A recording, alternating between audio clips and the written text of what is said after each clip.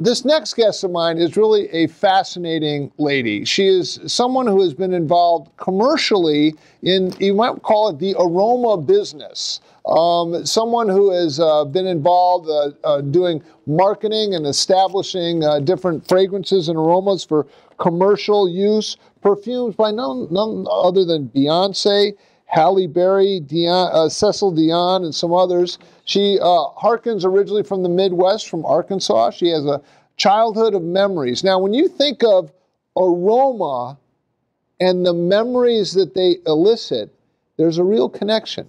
I remember the perfume my wife wore when we first started dating. And when I smell that perfume, it brings me right back. I remember when I was a child and we had a Christmas tree that caught on fire in our house. And that smell of soot and burning inside the house. No one was hurt. We got out, but there was smoke damage everywhere. As soon as you smell that smoke damage, it takes you right back to 389 Woodlawn in Glencoe, Illinois, when you have that. And you marry this concept of aroma and the concept of how it elicits memory.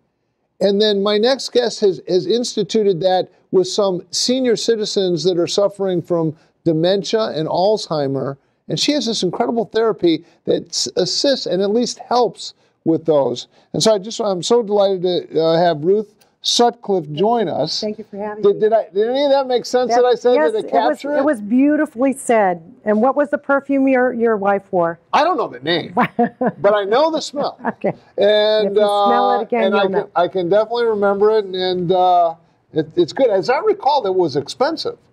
You see, she grew up in a very wealthy home. And she grew to expect certain, luxuries that I've not been able to provide for at the level she was used to.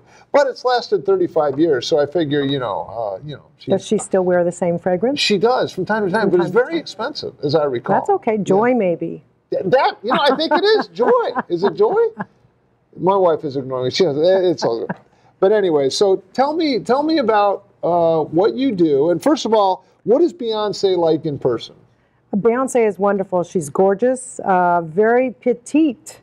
I mean, she wears 5-inch, 7-inch stiletto heels when she dances around on stage, but she's really petite. Wow. But she's very gorgeous, beautiful skin, very nice, soft voice, very quiet. She was almost schoolgirl-like when I first met her. Wow. And you sit down with them, and you're developing a fragrance, which is different. Like if you're developing some clothing, you look at fabrics, you look at colors, but you're in a whole different realm.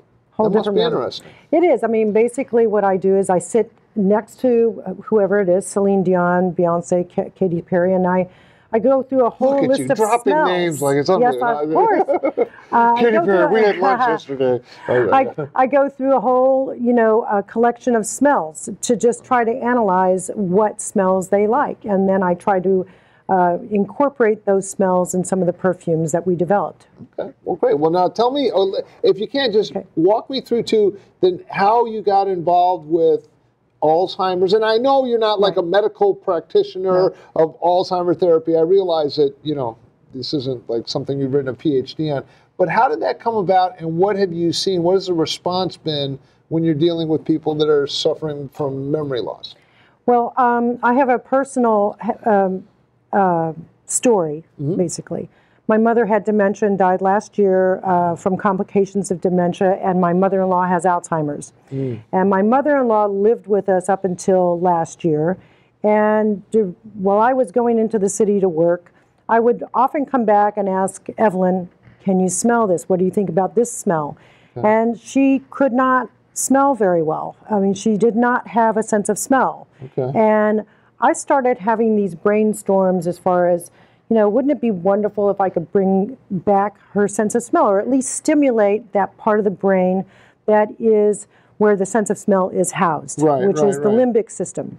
And so because I'm a researcher, I do research for my job, for all the projects that I do, and I always try to develop something that's very interesting, innovative, very creative, and just showing a picture of some of the seniors you've worked with in Stanford and otherwise, so that'll go up. But go ahead. Okay, good.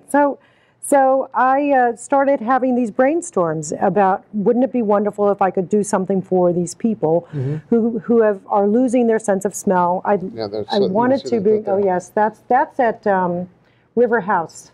It's a senior center in Coscope, Connecticut. Okay. And most of my smelling sessions are anywhere between 10 and 15 people. Okay. The other photograph was at the Greens of Greenwich. Okay. And I also go to Atria Senior Living in Stamford, Connecticut. Okay. So what I do is, I developed many scents, about 30 of them. Always thinking about what kinds of smells would resonate with the elderly person. Okay. And, back in let's say 50, 60 years ago, smells were very simple. They weren't as complicated, and the formulas were very simple. Right. And smells and perfumes were simple as well. If your wife wore Joy, that was one of the most expensive perfumes in the world, that is combined with jasmine and rose, and it's absolutely beautiful. And that name rings a bell. I think it was Joy. And so guess what? Jasmine is one of the smells that I have in my kit because many women wore Joy. Okay. And so that goes to when I have a smelling system. I'll show you. I'll open up the kit. Okay. So it's called Essential Awakenings Smell and Memory Kit, and in there are 6 smells. Right. And what I typically do when I go into the smelling sessions is I have these little blotters. These are called blotters or paper strips. And I'm going to give you a smell test. Okay, while you're doing that, you're seeing this is what you're doing in the different, where's this now? That is at River House, and we are smelling cinnamon. And what I'm doing there is I'm giving these women clues. So in my kits, I have clue cards. So with cinnamon, I'll say it's something that comes on a stick. It is a spice that you use in apple pie or pumpkin pie. Okay. And it's also something that you can sprinkle on your oatmeal. Right here on this tape, I'm saying my husband sprinkles it on his oatmeal every morning because it's supposed to be very healthy for cholesterol. And he has bad cholesterol, so he sprinkles it on everything. But meanwhile, some of these senior citizens are suffering from some form of memory loss. Yes. But this aroma takes them right back. Yes, it does. Okay. It does. It often does. Some can't smell anymore. Okay. But when I give clues, they often guess what it is, and then I'll have them smell, and I'll just say, okay, try to remember this the next time. So I give them these blotters, and I'll say, this is a spice. It goes into pumpkin pie, apple pie. So this is cinnamon. This is cinnamon. Okay, good. I gave that away. You know what this smells like? You know what this reminds me of? What? Going Christmas shopping with my daughter, because I go with my daughter to buy stuff for my wife, because I don't know what to buy. She knows better. And we go into these candle shops. And I'm in a mall right now at the Danbury Mall at a candle shop with my 24-year-old daughter telling me what to buy for her mother, and then I come off like I know what to do. It takes you to an experience. It takes me right there. And so what some of these women say, well, I used to bake pies, and yes, of course I use cinnamon. Yeah. So that took me to a candle shop. There you go. And that's what happens a lot of times is that a smell will take you back to a memory within time. I always try to incorporate stories from my own life. Okay. Like for peach, it takes me back to my mother when I was living on a farm. My mother had us go into the kitchen and make jams and jellies. And so we used to get a bushel of peaches and make jams, and we all had our tasks to do. Okay. Someone would have to dip it into the boiling water, then someone had to take the skin off, and then we'd all fight over who gets the pit so that we could suck the juice off of the pits, right? And then my mother would put wax on top. So even the smell of wax, I'll never forget the smell of wax on top of the peach jelly. So this is a fruit. It smells like licorice almost. It's yummy. No. It's yummy. It's yellow on the inside, rough on the outside of the shell. Oh, pineapple. Yes, it's pineapple. And another clue would be it's an ingredient in a pina colada. Yeah. And so, I try to get them to also describe what they're smelling. Okay. So that they can try to verbalize. Okay. So I'll ask them, try to use any adjective that you can pull out. Right. Is it sweet? Is it sour? Is it floral? Is it fruity? And, they might be shy at first, and then after a while, they'll start opening up. You were telling me before that there was one gentleman who was suffering from Alzheimer's or dementia, and he had a bit of a breakthrough. What happened there? Well, that was, what a wonderful day, and I have to say I get so much joy when I have someone in the group that has a revelation, or or has a turning point. And there's a man that was at Atria in Stamford, and he didn't want to join the group at first. He would sit on the outside in his wheelchair, outside of our circle, in the wheelchair. And I would say, Jim, would you like to join us? No, I don't want to join, he says. And so one day I went over to him and I said, come on, smell this. What do you think about this smell? And I started giving him hints, and I said, it finally said it was lavender. And he says, I think I wore a fragrance back then with lavender. And so, of course, I started naming all these different fragrances that had lavender. I said Brut, English lavender. And then I said canoe, and he said to me, I didn't know you could wear a canoe. But with this smell, this is the real breakthrough smell that showed Jim's humor one day. That's chocolate. Oh, my gosh, it's good. And he said to me, I want to date the woman who's wearing this. And I looked at him and I said, oh, that's very sweet. And then he said, I used to date a celebrity. And I said, really? Who was that? And he said, Barbara Hershey. And I'm very gullible. I'm like, okay, it totally went over my head where he was going with this. And I said, oh, yes, Barbara Hershey. She was in that movie, Beaches, with Bette Midler. And I asked him, what did she wear as a perfume? Do you remember? And he said, chocolate. And I said, of course, Barbara Hershey chocolate. And so, after that session, I felt so proud of myself and of him, that he joined the group. He had fun. His humor came out. And I'm sure he had a ton of fun that day, and I sure did. But this is chocolate, so this is a great conversation piece, because who doesn't love chocolate?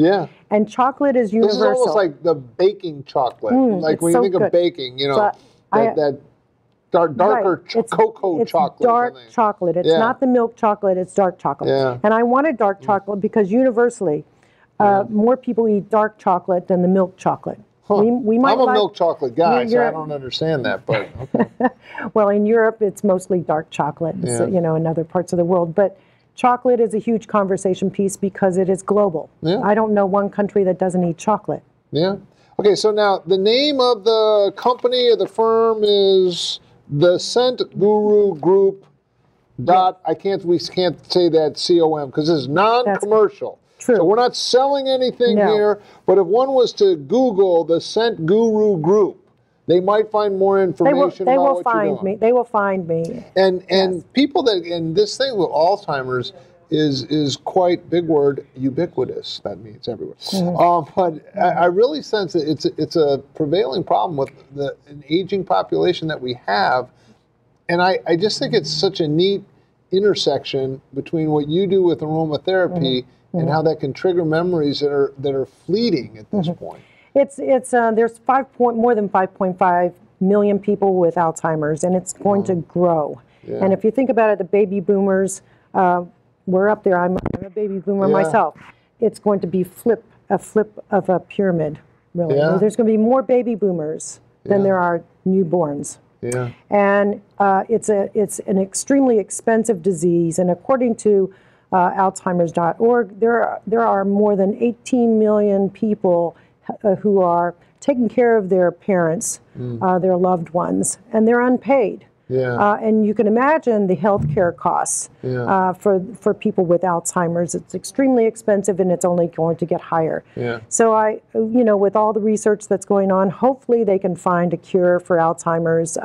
This year on the 21st of June was what's called the longest day, and so I had 2 smelling sessions that day to help raise money for Alzheimer's research. And I had probably over 20 people in the 2 different sessions at 2 different places in Fairfield County. Well, I can just tell from these pictures and these videos in your report that it means a lot to these seniors. Yes, it does. Coming, and if you can, even through aroma, take them back to a happier time and earlier childhood memory. It's really neat. And conversation. It elicits, these smells elicit conversation. And so when you come up, when they smell a smell like, I call them essential smells, lilac. Lilac is a beautiful flower that so many people have had lilac bushes in their yards. I mean, last week I was with a group at the Riverdale Hebrew Home for the Aging in Riverdale, New York, in the Bronx. And there was a woman from Romania.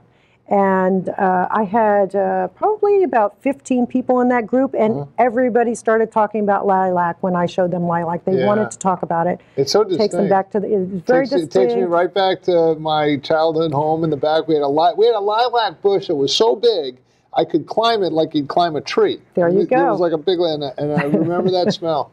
Listen, thank you so much. Thank you so much. And again, it's a Scent Guru group. Yes. Just Google that. If this is something that you think might help, by all means, get in touch with you, email Thank you. And I really appreciate it. Thank you very much. Thanks so for much. having me.